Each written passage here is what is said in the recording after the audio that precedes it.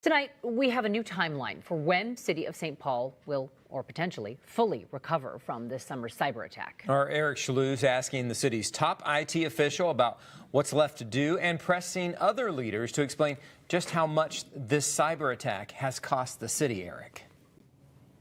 Yeah, Paul and Leah, we asked St. Paul Mayor Melvin Carter's office just how much this has cost, and they said at this point they're not sharing that information. Now, I wanted to show you, this is the city's website. They still have a link on the top. If you click on it, it takes you to the information about the data breach and what they've done to make repairs. Well, that top IT official telling us it could be several months before all systems are a go.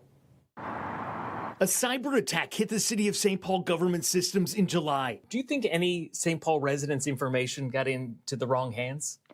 We are still working on the data discovery for the leak. Jamie Wiscalis is leading the city's recovery efforts. So still analyzing if any residents, do we know about any employees' information, or is that still part of the review too?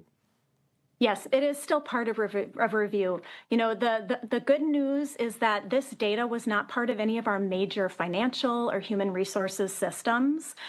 So we feel, very, very lucky again about how that data was leaked. But again, any data that's leaked is not good. The city didn't pay the hackers ransom after they stole 43 gigabytes of data.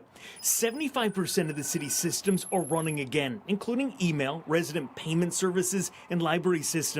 We've been trying to see how much it has cost the city to recover from the attack. For example, the city of Baltimore paid more than $18 million to get their networks up again. Back on Sunday, I emailed City Council President Rebecca Naker asking if she's seen any cost estimate for how much the cyber attack has cost the city.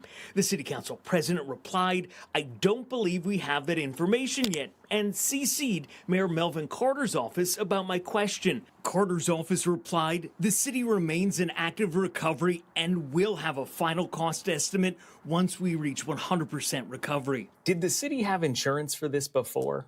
The city was not did not have cybersecurity insurance. However, we were self-insured for this. And moving forward, cyber premiums, from what I understand, have dramatically gone down. And so we will be looking into that in the future.